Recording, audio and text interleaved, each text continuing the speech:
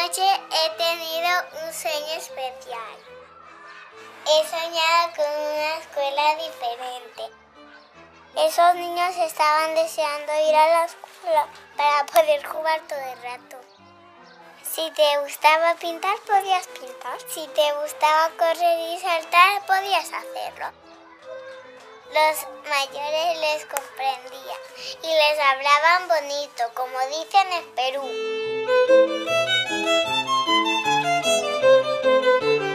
No hay exámenes ni hay deberes. No hacemos tareas como en la escuela, no tenemos un objetivo de aprender algo en el sentido de recordarlo, nada de eso.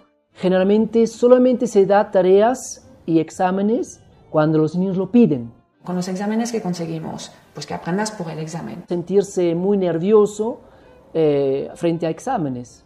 Y esto de estrés no sirve para un aprendizaje integral. Porque si tiene que aprender algo para una buena nota, para complacer a mamá o papá o el director o el profesor, y sabe que al final si tiene una mala nota, va a ser duro, va a decepcionar a una tercera persona, eso es muy duro. O sea, yo como persona, mi vivencia con los exámenes ha sido siempre como que me preguntaban lo que no me interesaba, ¿no? O sea, a mí me encanta estudiar realmente y siempre he estudiado de una manera como muy espontánea y como muy libre, pero luego sacaba muy malas notas porque realmente me había ido por caminitos que no iban a preguntar luego en el examen. El tema de los deberes, ahí la primera pregunta es: ¿tienen sentido los deberes que le han mandado a mi hijo?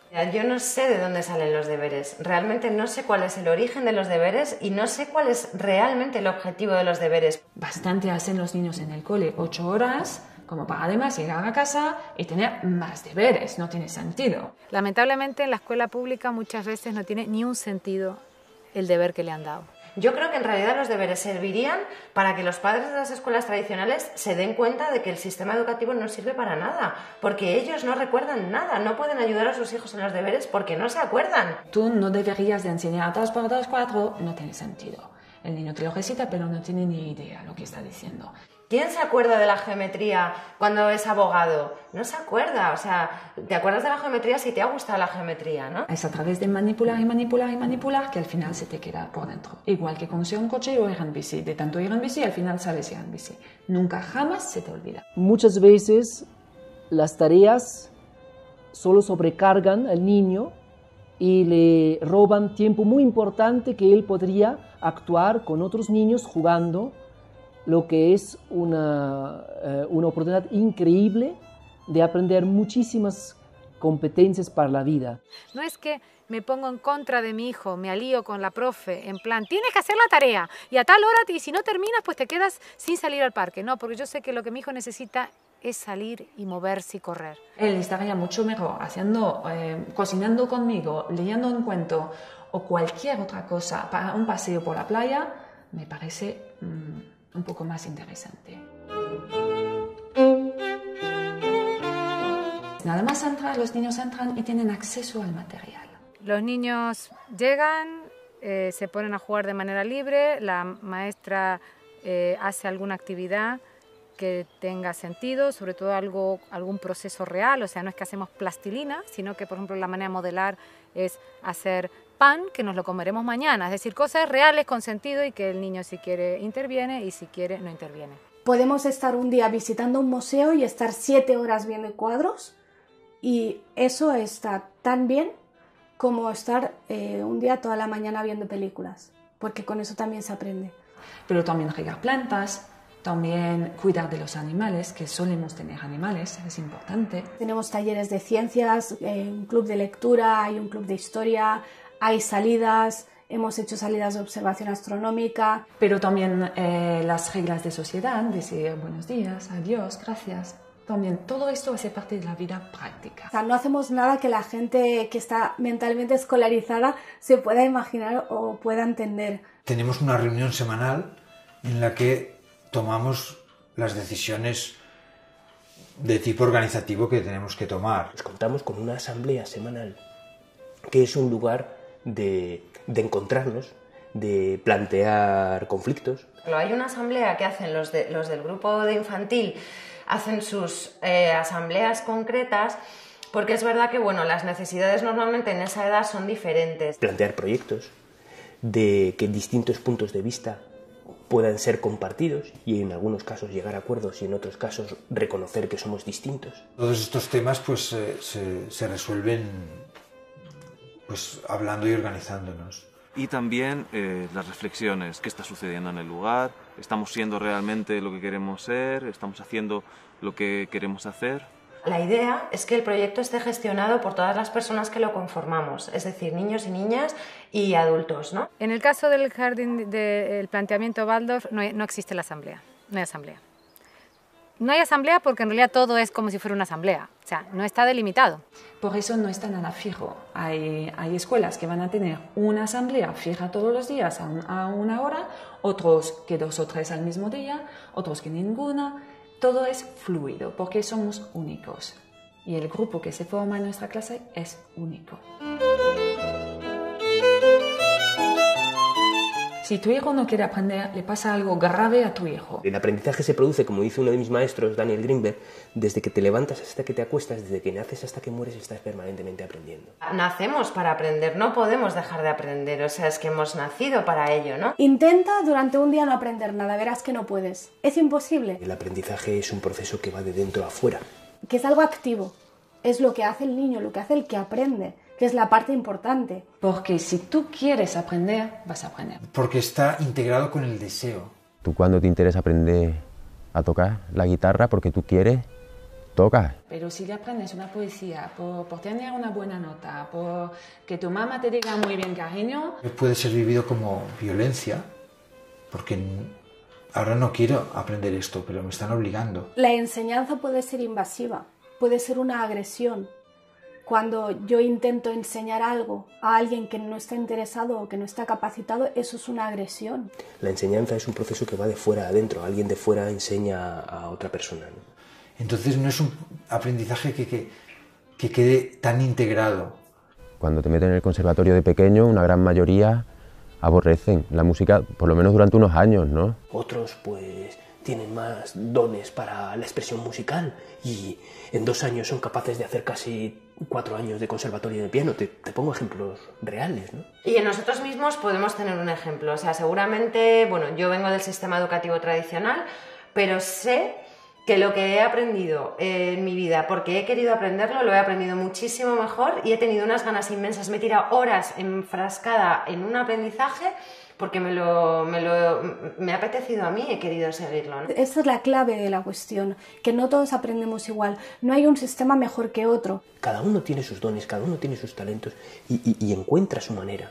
Entonces, un niño en libertad aprende muchísimo más en realidad. O sea, no solo es que no deja de aprender, sino que tiene muchas más ganas porque nadie se las corta, nadie le obliga, nadie le dirige. Todos los niños son curiosos, cada 2 por 3, ¿esto qué es, mamá? ¿Esto para qué sirve? Todo lo tocan, todos lo decimos, todo lo tocan, todo lo ponen a la boca. ¿Por qué? Porque quiere aprender, es curioso. La curiosidad es casi el motor del aprendizaje. Y por mucho que nos empeñemos y por mucho que se empeñe el sistema educativo en que dejemos de desear aprender porque nos obligan y nos guían y nos marcan y nos coartan, aún así seguimos teniendo ganas de aprender.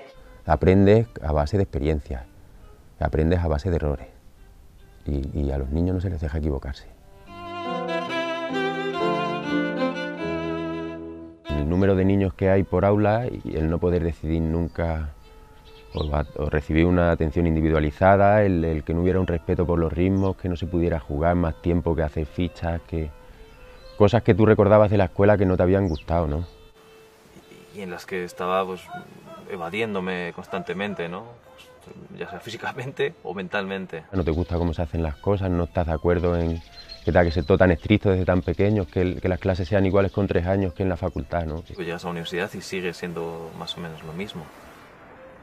A partir de ahí es cuando ya te planteas realmente, ¿es esto lo único que puede haber o puede haber alguna otra cosa? Y no seguir un programa, un currículum, que lo que hace es, pues, de alguna manera normalizar y poner a todas las personas medidas por un mismo parámetro. Eso surge porque la educación tradicional, la que ha nacido más o menos en la época industrial o un poquito antes podría ser, pero se ha masificado en la época de la industrialización en Europa. Escuelas que nacen para dar respuesta a unas necesidades en realidad que son completamente diferentes a las que tenemos ahora. Entonces está todo un poco planificado, se podría decir, como en una fábrica. Tratamos que los niños sean todos más o menos iguales. No queremos un niño tímido ni demasiado extrovertido. Los queremos igual, que todos sean medianos en mates, medianos en agua, medianos en todo.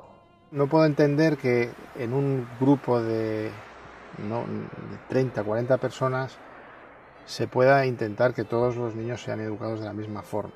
Y como esto no es natural, es un espacio bastante artificial, también la mezcla por edades no existe, entonces es todo homogéneo, monocultura casi. Es que no permite esa personalización de la educación que al final es lo único que sirve y que hace falta. Ya no hay un monopolio de la información o del conocimiento, de la sabiduría en manos de unas pocas personas como antes los sacerdotes o los profesores, sino hoy en día es tan accesible la información que ya no tiene mucho sentido. Toda esta cosa del acúmulo de información es algo que ya está obsoleto, porque tenemos ordenadores, tenemos cerebros externos que cumplen esta función.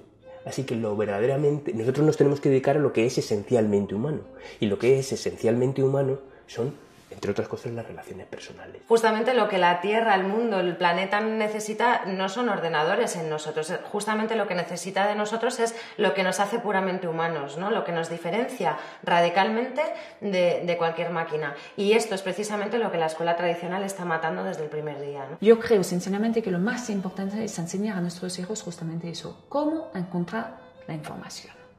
Cómo buscarla y cómo encontrarla y saber distinguir de la que me vale y la que no tanto. Entonces, hoy en día hay un fuerte apoyo de muchas áreas de las ciencias que apoyan un cambio, que sugieren un cambio en educación. Lo que nos dice la vida, lo que nos dice la biología es que la biodiversidad es fuente de promoción de vida. Es decir, donde hay diversidad, hay mucha vida. Es decir, el mundo progresa porque cada uno se dedica a una cosa diferente. Esos barrotes a las ventanas y los niños sentados sin ni siquiera derecho a levantarse, tienen que pedir permiso para ir al baño. Se basa en lograr disciplina en un espacio cerrado donde se busca sobre todo enfocar en enseñar contenidos. María Montessori desde hace más de un siglo escribió muchos libros, como La educación y la paz es uno de sus libros, diciendo todo lo que estoy diciendo, que ya a su época comparaba la escuela normal, para llamarla de una forma, con una preparación para la guerra. Y decía, no, tenemos que preparar a nuestros alumnos para la paz en libertad. Un grupo de familias, la mayoría del grupo de lactancia de aquí de Cáceres, empezamos a reunirnos y a comentar pues, los desacuerdos que tenemos con la escuela convencional. Bueno, como somos padres, los fundadores de este proyecto, vimos la necesidad en nuestra propia vida, ¿no? Y esa hija nos trajo una revolución personal. Hice un viaje conociendo diferentes escuelas, diferentes pedagogías, diferentes métodos. Decidí irme alrededor del mundo para tratar de conocer más métodos y más escuelas Montessori. Empieza a mirar en internet y que hay un montón de escuelas libres, que está Paideia, que está Doniés, que hay un montón de escuelas que llevan una veintena de años. Y con eso empezamos en Salamanca un proyecto educativo, a lo que llamamos un proyecto educativo de educación libre. Una cosa es la pedagogía alternativa y otra es la libre. El movimiento de la educación alternativa, digamos, aunque es una definición que se hace en singular, la educación alternativa, en realidad lo que hay es una diversidad ingente de educaciones alternativas. Vemos que como en todas las cosas, pues hay corrientes más innovadoras, hay corrientes más cerradas. Gente de todos los niveles socioeconómicos, gente de todas las confesiones religiosas, y gente atea y gente agnóstica, y gente con todas las ideas políticas. O sea, el espectro es amplísimo, tan amplio como la propia sociedad. Creo que es tremendamente importante que haya todas esas diferencias. Esto es positivo, no es negativo, es positivo. Escuela alternativa significa una alternativa al sistema vigente. Y eso entonces también es un concepto relativo, porque, por ejemplo, la escuela en Finlandia el modelo educativo finlandés para nosotros sería un modelo de escuela alternativa. Es decir, la alternativa a lo que hay. Es un espacio donde se trata, lo primero, se trata a la persona de manera diferente. Ya ni siquiera digo al niño, digo a la persona en general, ¿no? A todas las personas de manera diferente. El pilar básico de la pedagogía de la caseta es el respeto hacia sus necesidades. Y con el niño lo más grave es que cuando nace lo respetamos que aprenderá a caminar, que aprenderá a agarrar cosas, que aprenderá a hablar, todo eso lo respetamos. Y de repente cuando cumplen 3 años ya no confiamos en ellos y ya tenemos que empezar a dirigirles y ahora todos tienen que hacer esto y ahora todos tienen que hacer esto. Buscando metodologías más activas, quiere decir donde el alumno está más considerado como un protagonista, participe en el proceso y no tratan al niño como un mero objeto. Entonces, esa actitud participativa de también poder expresar lo que uno siente, lo que uno piensa, eso ya es una característica totalmente esencial de no estar simplemente calladito, obedeciendo, quietecito en la silla. Y dentro de estos principios hay una diversidad importante. Hay quien lo hace en casa. Y en casa no significa físicamente en casa, sino que significa en familia. Porque hay familias que educan en casa que sí se ponen en el rol de profesor y distinguen el horario de, bueno, de 9 a 12 estamos estudiando y yo te estoy enseñando y luego ya vuelvo a ser tu madre y hacemos lo que sea que tengamos que hacer. Yo no hago eso. De hecho, el unschooling consiste en no separar el tiempo de aprendizaje del resto de la vida. Agregan al aspecto activo del aprendizaje una cierta libertad y también una participación democrática o por lo menos una consideración de la opinión de los alumnos en el mismo proceso de aprendizaje. Si se les deja desarrollar su propio deseo, ellos saben lo que necesitan. Es una educación basada en la confianza. Confiar en que ellos van a actuar de una manera que va a ser buena para ellos. Siempre que hablamos de escuela libre o democrática, siempre sale lo de hago lo que me da la gana, ¿no? Es como la frase que siempre sale, pero ¿hacen allí lo que les da la gana? Confiar no quiere decir dejarles hacer lo que quieran, tampoco. Dejarles que se den golpes, ni que se... No. Dentro de una escuela democrática, paradójicamente, hay muchas normas y muy claras. Límites, normas de a su ritmo, el respeto. Y va aprendiendo a través de esos límites que existe otro, que hay que respetar también al otro. Respeto por la forma de comunicarte, respeto por las opiniones de los demás, respeto por el entorno. Pues esos son los límites que ayudan a crecer.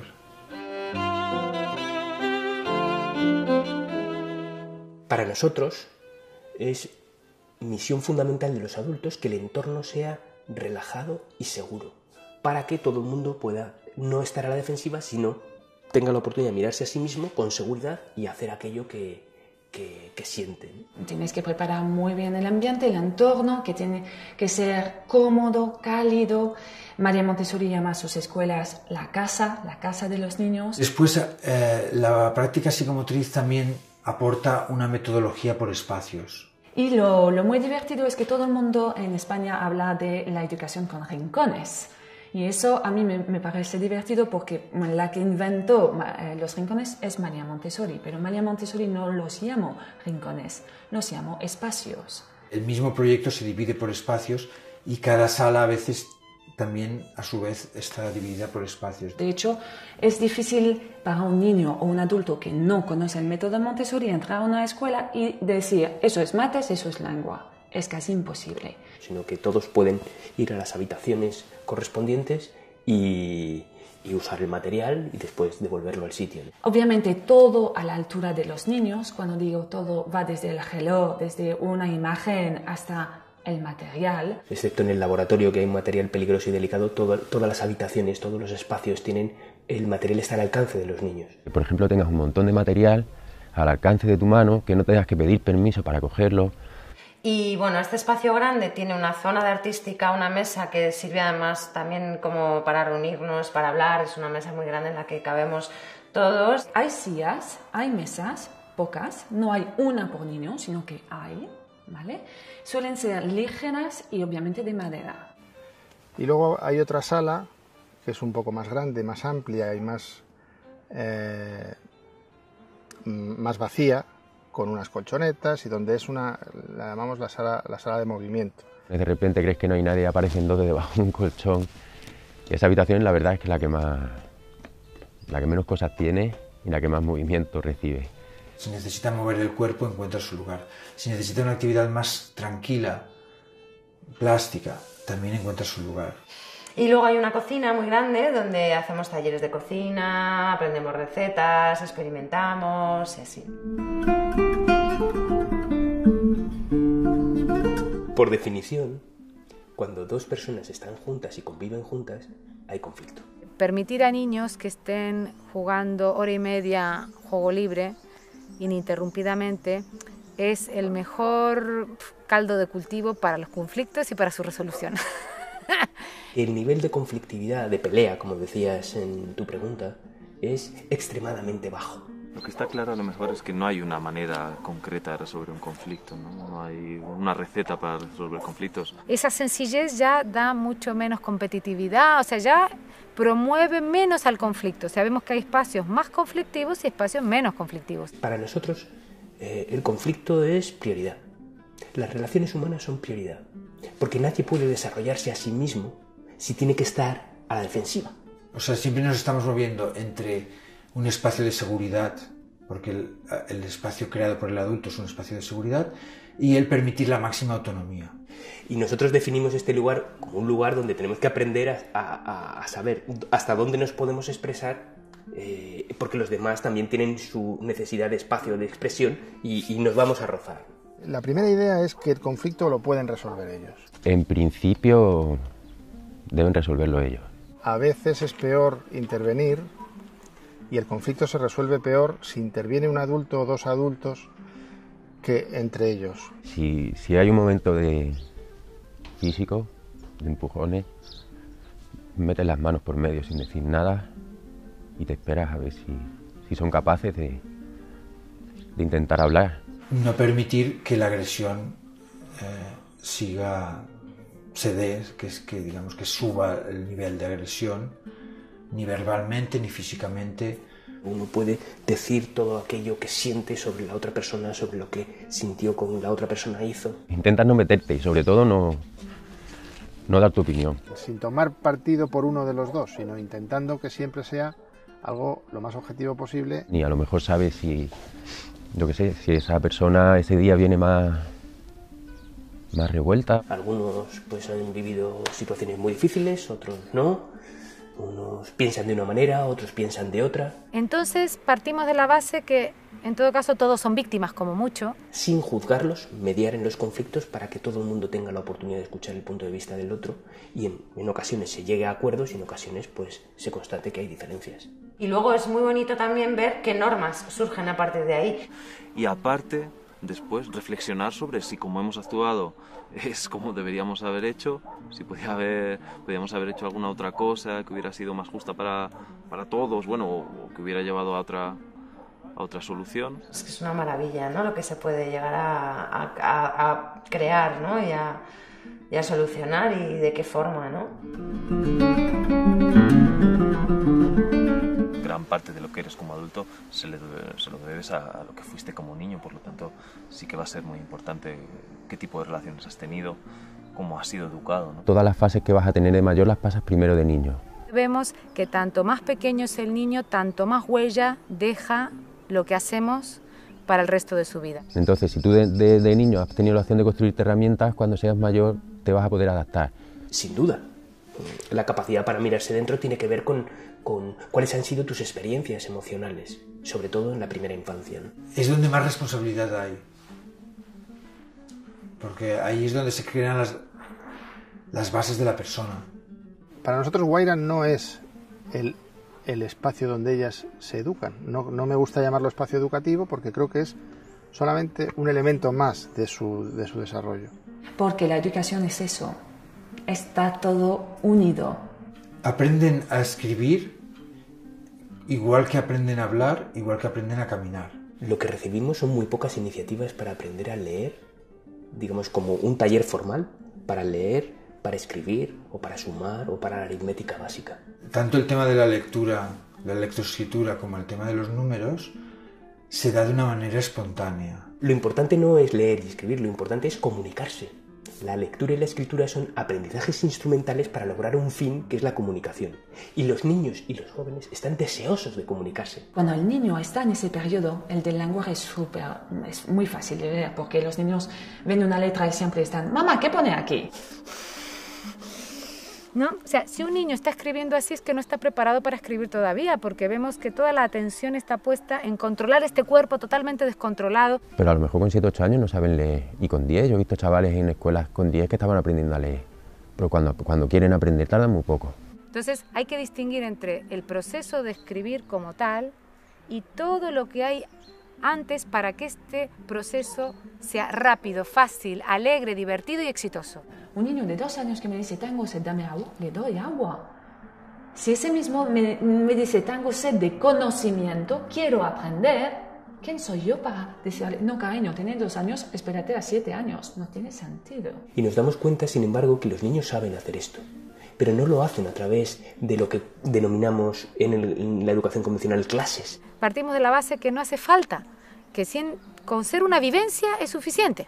Y lo aprenden de manera libre y espontánea, sin que nosotros pongamos ahí una intención. Porque las matemáticas es la vida misma, todo es matemática. Un pastel que lo separamos, cuántos somos, lo dividimos, pero todo en lo inconsciente. No se hace ningún llamado a que esto entre en un plano consciente. Simplemente sabiendo contar hasta 10 y ciertas reglas de juego, eran capaces de hacer divisiones por 2 cifras sin saberlo. Siempre pongo el mismo ejemplo. Cuando coges una receta de cocina, ¿qué tienes que leer? Lo primero, leer. Eso es lengua. Pero luego tienes que calcular, porque las recetas suelen ser para 4 personas. ¿Y qué hago si tengo 8 personas?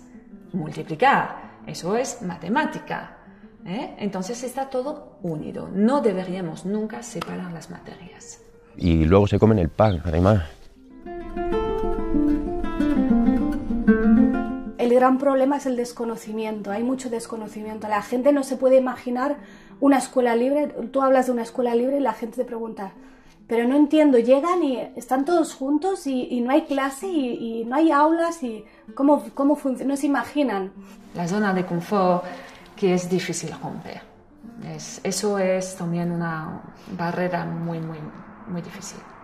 O sea, la libertad da miedo en realidad. Bueno, ya habló Erich Fromm en su momento, ¿no?, del miedo a la libertad. O yo cuando hablo de la educación en casa que hago con mi hijo, o doy una charla, por ejemplo, de la parte más teórica, pedagógica, legal, toda la teoría de John Holt y todo eso, pero al final siempre me preguntan, ¿pero tú te levantas por la mañana y qué haces?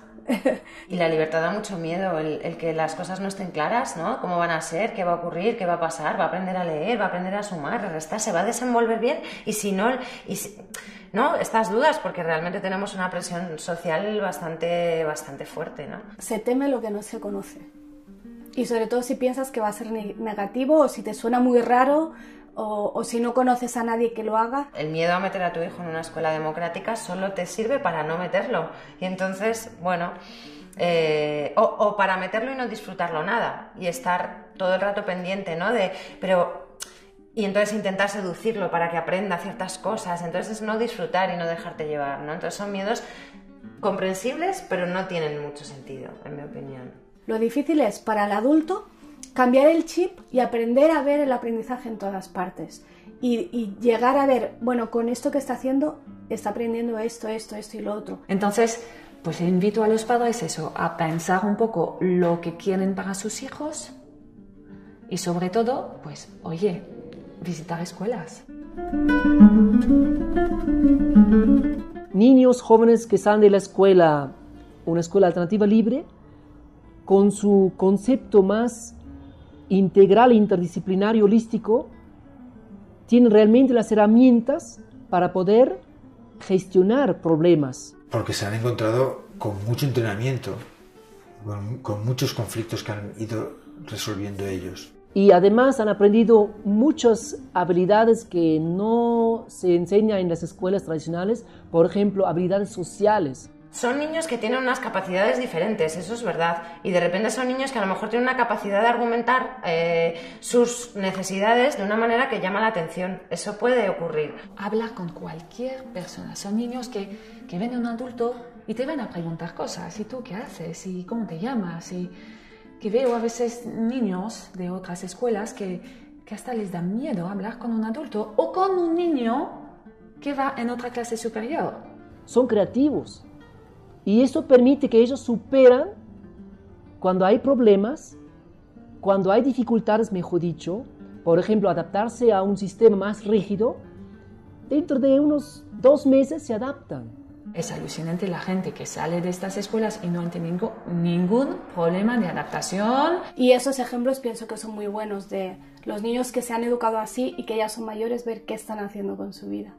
Nos fijamos un poquito en los que ya han pasado por esta escuela y cómo han salido. Podemos citar a los 2 co-creadores de Google, podemos citar a Ana Frank, al creador de Amazon, el creador de Wikipedia, la hija de los Kennedys. Entonces, bueno, yo creo que la lista es inmensa. Dejo a la gente buscar en Google, justamente. Pero no son niños raros, niños extraños, ¿no? Que hacen cosas raras, ¿no? Son niños que tienen capacidades distintas. Sí que tienen cosas diferentes, tienen muchas cosas en común con el resto de niños, claro. Pero sí que tienen aspectos de su vida muy diferentes. El acompañante tiene un rol muy importante, pero muy diferente a un educador o un profesor tradicional. Nunca utilizo la palabra maestro o profesor, ¿no? Utilicemos otro lenguaje porque queremos crear otra realidad. Nosotros seguimos diciendo profe porque no nos da miedo tampoco la palabra profe. Hemos llegado a la conclusión que lo mejor para que se den estas condiciones, ¿no?, de desarrollo autónomo de los niños es que los adultos estemos con una actitud de observación. Entonces es como que uno está muy atento, pero a la vez dejando que ocurran las cosas. Son los niños los actores de su aprendizaje. Nosotros somos por detrás, somos en la sombra. Ese trabajo es muy estresante. No es fácil, lo que parece, no haciendo nada activamente en el aula, no es fácil. Ese estado de armonía en el juego es uno de los mayores artes, diría el mayor arte de un adulto, crear ese entorno en el cual los niños jueguen y tú estés como que no estás, pero estás. El acompañamiento emocional, ayudarlos a crecer, acompañarlos en las cosas que les pasan. Estar muy atentos a cómo se están sintiendo. Hay algunos niños, algunas niñas mayores que pueden verbalizarlos, hay otros que no pueden porque todavía son pequeños, entonces tenemos que estar pendientes, tenemos que estar atentos para saber realmente qué es lo que quieren, ¿no? Y es muy interesante ver dónde está despertando un interés y tú qué puedes ofrecerle para que pueda desarrollar, ¿no?, este interés, pero a lo mejor él el interés todavía no te lo ha dicho claramente. Si, por ejemplo, a los 6 años no ha tocado ninguna letra, ningún número, habrá que hacer algo. Eso es mi trabajo como guía, ver cuál es el problema, por qué no le interesa y qué puedo hacer yo para interesar a ese niño. Eso es mi trabajo. Y crear contextos y crear situaciones en las que ellos también puedan desarrollar sus proyectos. Pero son los niños que deben de aprender a servirse, a ver, a gestionar también su cuerpo. Tengo hambre, necesito desayunar. La misión de los adultos también es el de ser buscadores de recursos. Bueno, más que buscadores, encontradores de recursos, ¿no? Como Pipi Calzas Largas. Y otra de las labores es ser mediadores entre los niños y las niñas y los recursos. Cuando un niño o un joven muestra un interés, las personas del equipo de adultos, si uno de nosotros sabe de esto, entonces lo acompaña.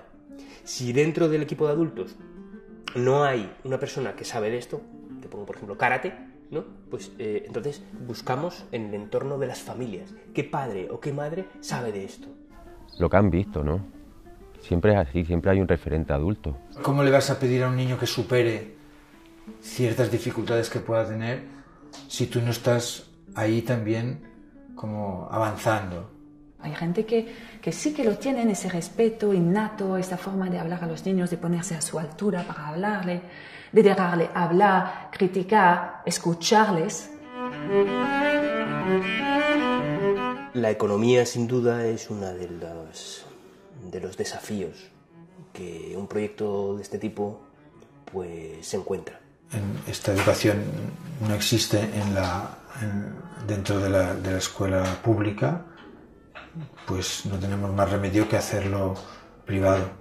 Y sin duda esto, que es una iniciativa privada que no está subvencionada con fondos públicos, pues se alimenta de las cuotas que pagan la familia. La única entrada de dinero de los proyectos son las cuotas de las familias. Aparentemente se necesitan muchos recursos para hacerla bien. Lleva a que sea una escuela cara. Porque es necesario, a cuantos más niños hacen falta más acompañantes. Y los acompañantes cobran un sueldo simbólico por estar aquí y entonces, bueno, hay una parte de sueldo económico y mucho capital humano. Entonces nos veíamos en la disyuntiva de o no hacerlo o hacerlo con cuotas altas. Según qué países, vemos que cuanto la economía más delicada es, tanto más diferencia hay y tanto más una escuela Waldorf significa ya todo un pack de cierto nivel. Si hay gente que no tiene acceso al proyecto por el tema económico, te hace plantearte hasta qué punto estás haciendo algo alternativo o estás haciendo algo de élite. Cuando empezamos con el proyecto, algo que teníamos claro era eso, ¿no? Que queríamos que fuera accesible a todo el mundo y que lo económico no fuera una barrera. A veces hemos tenido como un diálogo con perspectivas más sociales, de que esto tiene que llegar a todo el mundo. Ahora mismo Guaira es un lugar donde lo económico no es barrera para nadie. Estamos poniendo unos 20 euros al mes para gastos diversos, pues fruta o materiales o alguna visita, alguna salida y cosillas así que hacemos.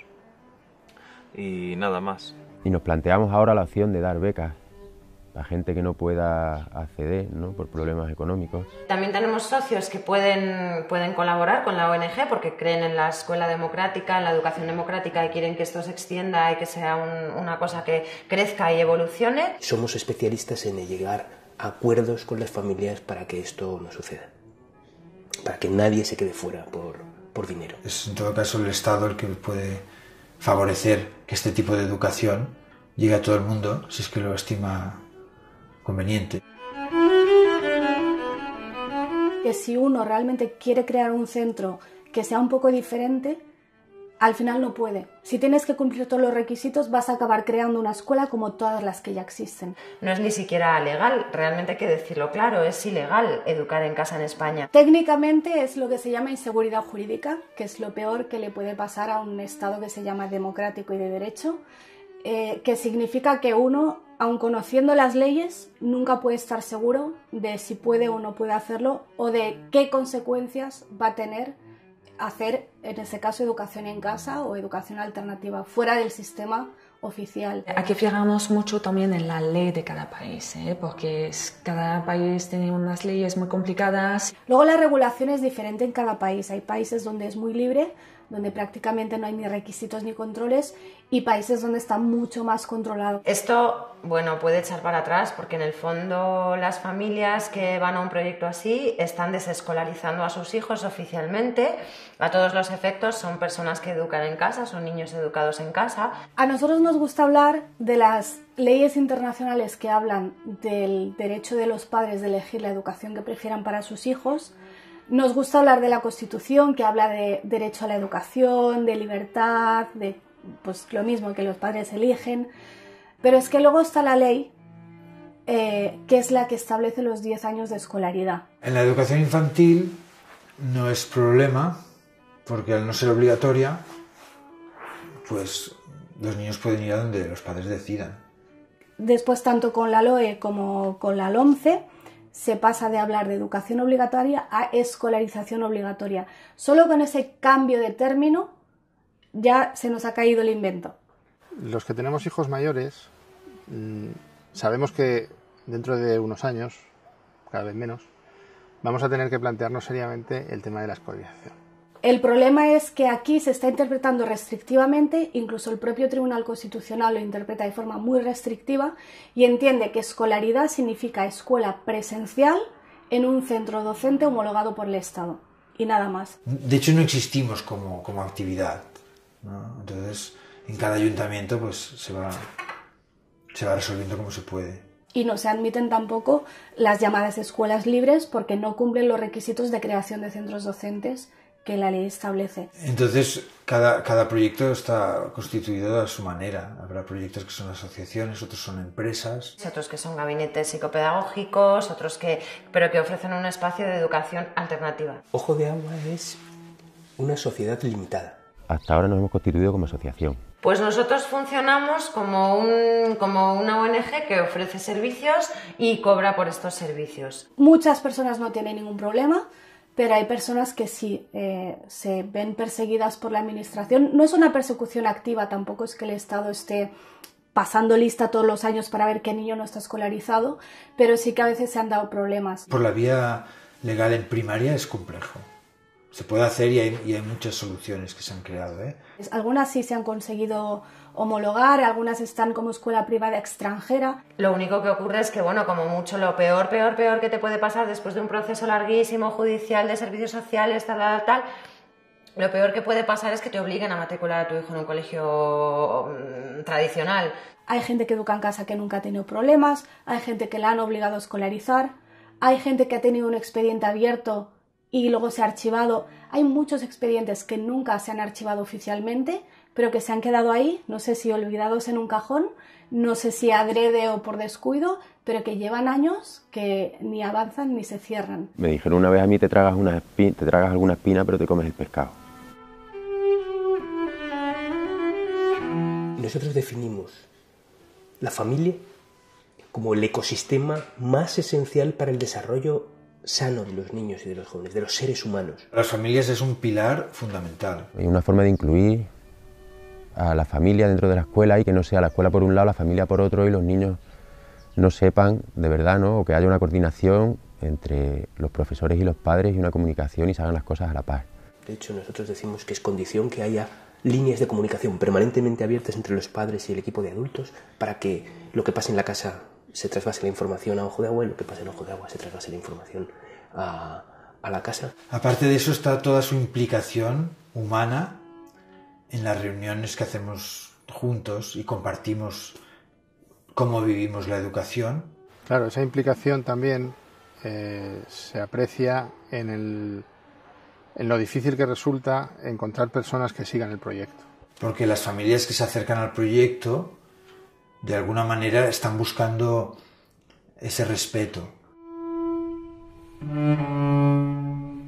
Y ahora hay 17 proyectos en la Red de Educación Libre de Cataluña y otros tantos que están a punto de entrar. O sea que ha sido realmente una explosión. Y en general yo creo que ahora hay un despertar general y si se podría decir, por ejemplo, hay movimientos mundiales como la educación democrática, que tiene una red internacional donde se muestra que en todos los continentes hay movimientos en esa dirección. Pero no hay una estructura piramidal en el que una persona haga un gran descubrimiento y luego todos los demás sean seguidores. Guaira funciona de esta manera, en este lugar en concreto, y no creemos que sea ni siquiera exportable a otro lugar. Las personas que lo formamos somos estas, y con nuestras características propias formamos este espacio. Está bien que haya un abanico amplio, que esté la escuela Waldorf, que esté la escuela Montessori, que esté los WIL, que haya diferentes movimientos simplemente para mostrar otra cosa es posible. Y que luego cada uno pueda elegir si yo prefiero ponerlo aquí o allá, que tengan esta elección. Nuestro objetivo no es que esto se expanda, nuestro objetivo es que cuando alguien quiere saber lo que es, pues que pueda hacerlo y pueda llegar, pero no es ninguna labor de convencer a nadie. Dar la posibilidad a gente, a padres, educadores, psicólogos o curiosos de ver lo que es.